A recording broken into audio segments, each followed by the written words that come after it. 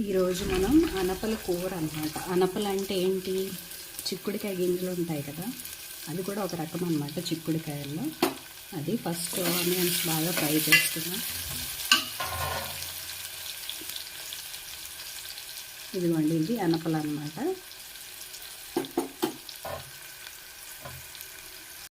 ఇప్పుడు ఈ baby potatoes అనపలు మంచిగా కడిగేసుకొని ఇలా ఆనియన్స్ ఫ్రై అయ్యాయి కదా, ఇందులో వేసేసుకుంటాం.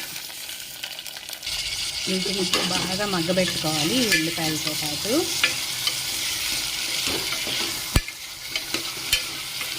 ఓకేనా? ఇప్పుడు వీటి మీద మూత పెట్టేసి ఒక 5 నిమిషాలు వదిలేద్దాం. ఇదిగోండి, బాగా మగ్గిపోయాయి కదా. ఇప్పుడు ఇందులో 1 స్పూను అల్లం వెల్లుల్లిపాయ పేస్ట్ వేసుకుందాం. ఓకే, దీన్ని కూడా బాగా మగ్గబెట్టుకుందాం.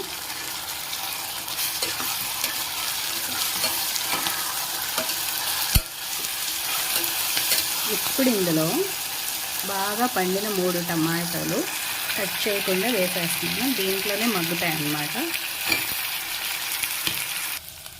ఇప్పుడు ఇందులో పసుపు, రుచికి సరిపడా ఉప్పు, ఇంకా కారం, 2 స్పూన్స్ ఆఫ్ కారం వేస్తున్నాను. ఇవన్నీ కూడా మళ్ళీ మగ్గబెట్టుకున్నాం. ఒకసారి తిప్పేసుకుని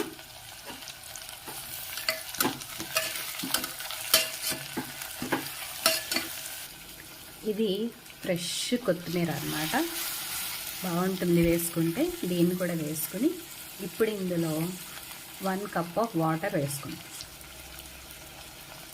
1 కప్ ఆఫ్ వాటర్ వేసుకుని ఒక 5 విజిల్స్ వేయించుకుందాం, ఎందుకంటే పొటాటోస్ ఉడకాలి కదా.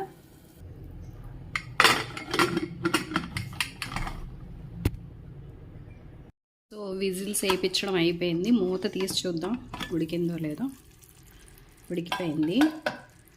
ఇప్పుడు టమాటోస్ ఇందులోనే మెదిపేసుకుందాం.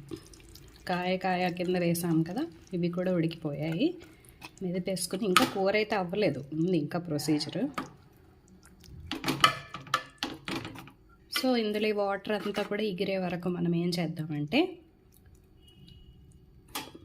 ఫస్ట్ దీంట్లో మంచి ఫ్లేవర్ రావడానికి నేను కొద్దిగా చికెన్ మసాలా వేస్తున్నాను. మీరు కావాల్సిన గరం మసాలా కూడా యూజ్ చేసుకోవచ్చు. ఫ్లేవర్ కోసమే వేస్తున్నాను, ఎక్కువ కాదు, కొద్దిగా. దీన్ని ఒకసారి తిప్పేసుకుని మళ్ళీ ఒకసారి మూత పెట్టుకుని మగ్గబెట్టుకుందాం. సో ఈ రకంగా మన అనపల కూర పొటాటో చూసారు కదా, ఎంత బాగుందో. రుచికి కూడా అంతే బాగుంటుంది. అన్నీ ఎక్కువ కాదు, ఈక్వల్గా వేసుకున్నాను. మసాలా కూడా ఎక్కువ ఏమి వేయలేదు. ఓకే, ట్రై చేసి చూడండి. చిక్కుడుకాయ గింజలు ఉంటాయి కదా, వాటితో అన్నమాట. అనపలు అంటారు వాటిని.